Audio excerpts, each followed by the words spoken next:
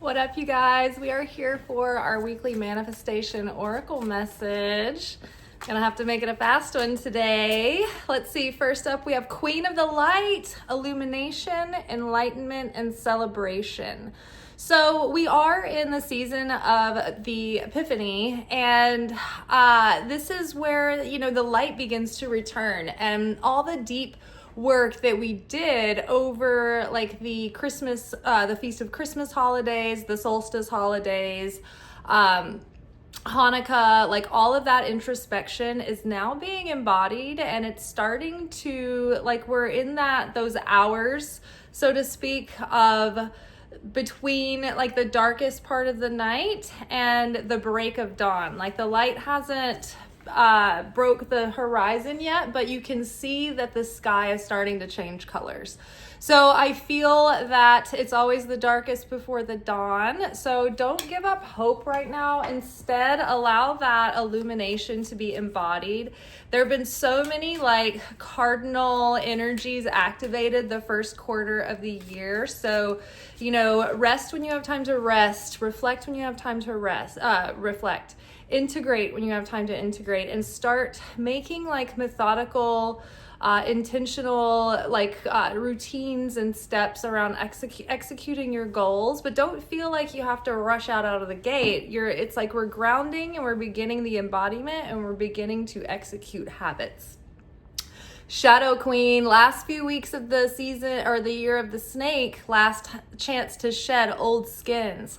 See where your shadow self, which is going to be the part of yourself that you felt made you unsafe or rejected or unlovable or, so many things for different people. Everyone's shadow is being triggered right now. Because anything that sets you apart, you could be potentially under scrutiny because of. And so right now, this is where we have to claim our authenticity and integrity in a time where it takes courage to do so. And so we are looking at our shadow, so the shadow doesn't control us, but we can heal and transform and integrate our shadow, so that way we can set the example and be the light for others so that they can also start to integrate their shadow. The shadow is looming over planet Earth right now. I think all of us could agree. So we need more people integrating their shadow self. So acquiring knowledge about the things that drive you that you're unaware of, right? Unconscious defense mechanisms, etc. Insecurity and manipulation. Too much of that going on these days for sure. Dragon's Duel. Okay, this is in alignment with the idea that the numerology of this year is the same numerical value as the Hebrew word for judgment.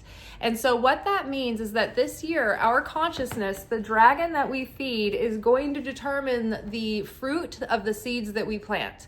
If we are, catastrophizing and taking action from a place of selfishness or fear or panic, or anytime we're reactive to those negative instincts, or the evil inclination to receive instant gratification or take what's not ours or receive for the self alone, then we are going to be sowing seeds of chaos that we're going to have to pay for. They're going to create pain and toil and suffering for us, and we have to go through a process and purify that energy before we can start realigning with our blessings again. So if we are in a state of consciousness that is unity and Christ consciousness and reflecting that of the Creator, creative, mercy, unconditional, compassion, sharing, being the light, then we are going to be planting seeds that are going to yield peace and fulfillment and blessing and will sustain us through times of uncertainty.